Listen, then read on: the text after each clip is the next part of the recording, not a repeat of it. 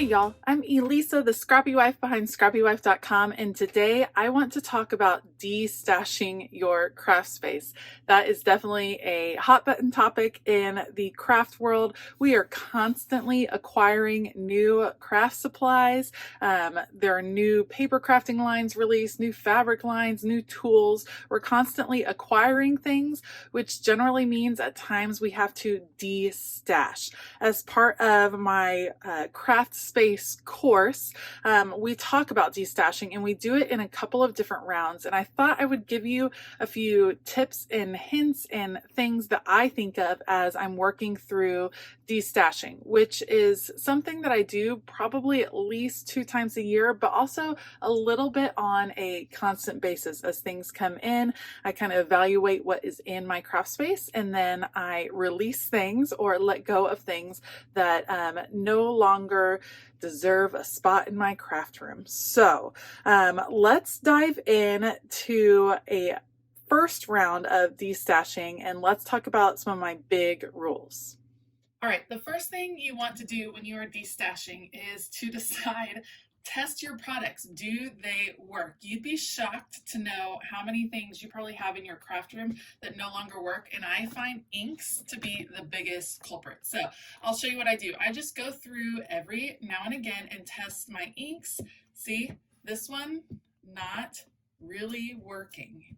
It's a little dry, so that one's going to be in my maybe pile. I test my inks to make sure that they are still working, because they do dry up from time to time. You're going to find out that craft supplies do kind of have an expiration date. And yes, if you have re-inkers and things like that, of course you should keep those and use them. But there's going to be times that you discover that you have some supplies in your craft room that don't really work anymore.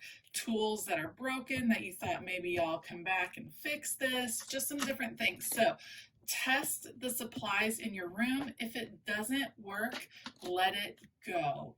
Destash it, let it go. Don't keep it around just for the sake of having that supply.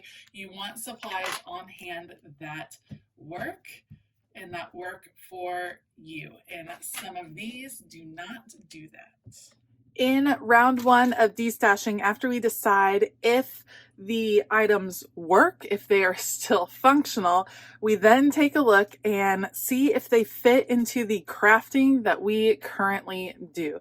So crafters are going to naturally evolve, your creativity evolves, and most likely you are not doing the same crafting that you did 4 years ago, 5 years ago, 15 years ago, however long you've been crafting. And sometimes it's okay to let items that are from previous craft endeavors go. So for instance, I went through a whole wood burning stage where I had all of the tools to work on wood burning. That's not something that I've done in years. And so it's okay for me to let those items go. I enjoyed that craft at the time, but it's not something I do anymore. Same thing goes for stickers. So I am a paper crafter and I love paper crafting, but as time has gone on, the types of paper crafting I do have changed. And so I have some different paper crafting needs. One of them is I rarely use dimensional stickers. So really thick chipboard. Yes, I know you can pull off the backing and use it in different ways, and sometimes I do that, but there's some items that I can let go of because it's just not the type of crafting I am going to do. So for instance, I have these really large chipboard frames from Simple Stories. I don't do full page scrapbooking at all anymore. These are not going to really get used in my craft room. Yes, can I see a purpose for them? I 100% can, but I know that there is someone else that would enjoy these more, so I can pass it along. I could donate this. I could give it to a friend. So those are the type of things I think of as I'm going through my supplies. When I feel like I'm a little overwhelmed with the amount of supplies I have, I go through and see which ones am I actually going to use in my crafting. If this is not related to my crafting in any way, then there's no reason for me to keep it. In the first round of destashing, I give you a series of permissions, and I think sometimes we just need permission to let things go. So let's talk about some things that you have permission to do. The first permission is just because you paid money for it does not mean you have to keep it. I recently went through a lot of my sprays and I let some go from companies that I'm not using, sprays that I'm not grabbing for, and I was able to give them to a friend that is really enjoying them. At first, I was hesitant because these were sprays that I had invested in. They still worked. There was nothing wrong with them. I just wasn't using them, but I knew I had spent a good amount of money on them. So it was a little bit hard to let them go at first. I quickly realized that just because I had spent money on them does not mean I had to keep them. They were going to waste in my craft room, so it was kind of money lost already. And I knew that they would bring someone else a lot of joy when I wasn't really using them at all. Along the same lines, just because someone gave it to you does not mean that you have to keep it. If you're like me, you have some amazing crafty friends and you guys probably gift each other with all kinds of treasures that you find. But there's times that sometimes a friend gives you something that ends up not really being of use. It can be hard to let it go because it's a gift.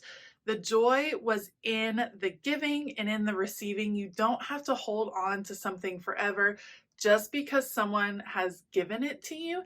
It's okay to let it go, to be thankful and grateful for the gift, but then to let it go to make room for more creativity in your life.